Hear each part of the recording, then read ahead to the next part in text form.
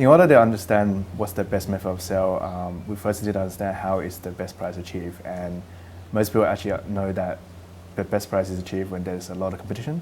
So you need a lot of buyers, and if there's a lot of buyers that's fighting for your property, that's when the best price will be achieved. And the best method in order for that to happen and to create a competition is an auction. Because at an auction, you can actually see the other buyers. Most people obviously trust agents, so if I tell you there's 5 buyers fighting for this property, and as a buyer you believe me, I'm sure that happens. But if that doesn't happen, then auction is the best way, because each buyer can actually see, okay, this person is actually fighting with me.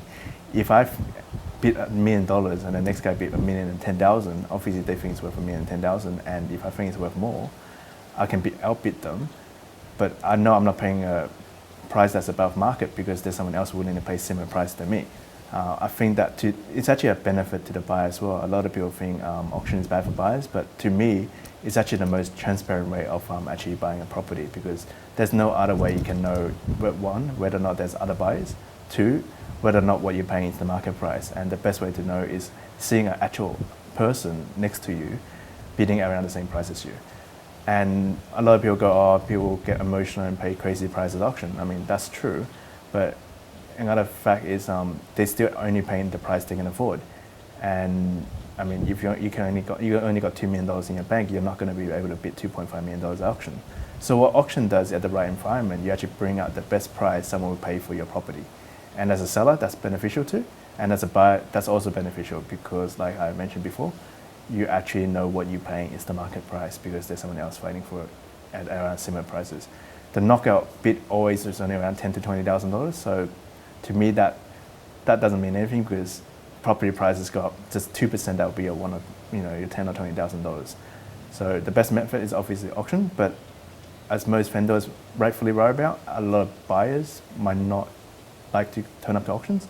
So then it's up to the job of the agent to, before the auction, to gauge where every buyer is at. And if one certain buyer is above everyone else in terms of price and seriously would not turn up to auction, there's always the option of actually negotiating with this buyer prior to auction and selling before auction.